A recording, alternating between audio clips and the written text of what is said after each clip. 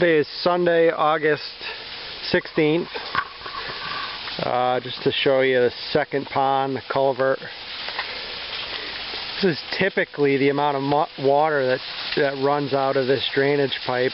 You know, it's a little bit from the pond, but you can see here the erosion that occurred last night, how much of the pipe is now exposed on both sides, the erosion that took place, you know, over the last few years here.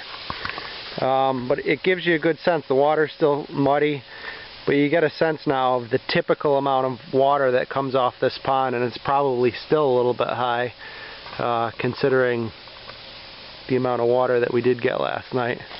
I'll follow this up just a little bit and show you what the pond looks like the day after with the mud and the sediment. It still looks like chocolate milk.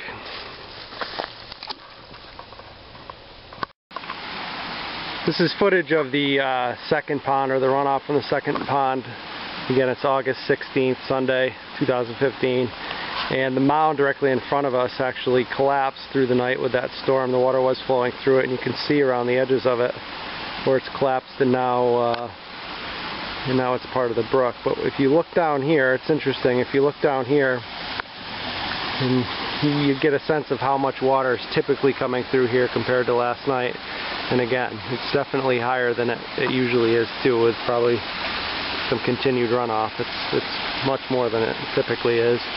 But then if you follow it through, up here we found the six back set, cut back from that mound another 5-6 feet, more erosion, and then you can see the pond, or what was the pond, and now it's right on the edge of the little spillway. Now I'm walking up from the primary pond, and this is the only source this spring is the only source that feeds that pond.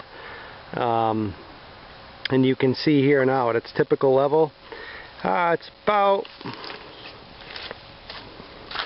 6 inches wide or so. You can see my foot in reference to it. 8 inches at some points. It's not all that wide. And if we continue up this way, you can see the sediment. Some faces fell off last night through the storm. And in the wall that was constructed, the water was coming over this last evening.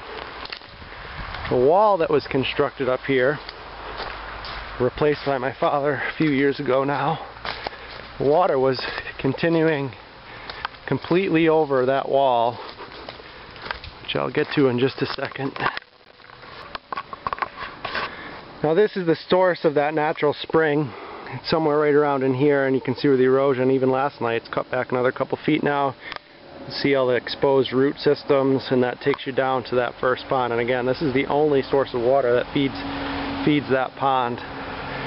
Now if we follow this up, you can see where all the leaves were scattered here, and then water level was so high last night it was coming over this wall that was built, Father put up just to hold some of the water back, but you get a pretty good sense of how high that needed to come. It's an 18-inch corrugated pipe, and the pipe was completely full of water. Do some basic calculations. It's 50 to 60 cubic feet of water per second, which is considerably more than what's supposed to be coming on even the highest of 10-year, 25-year storms. Now there's the culvert. It's an 18-inch corrugated pipe. I'm going to walk across the street now. Sorry if this gets rough for a second. And you can see how long the water actually stays in these ponds. It doesn't. There's no water left in them at all, and within about an hour or so they've drained completely to the other side of the road. Get a little bit better here. Cars coming. And there is nothing in them. So unless you actually get to witness an event, it's over and done with before you know it. And this is the drain system here that was flowing over. It was more than capacity. So unless you catch it right at the right time, you're not going to be able to see anything.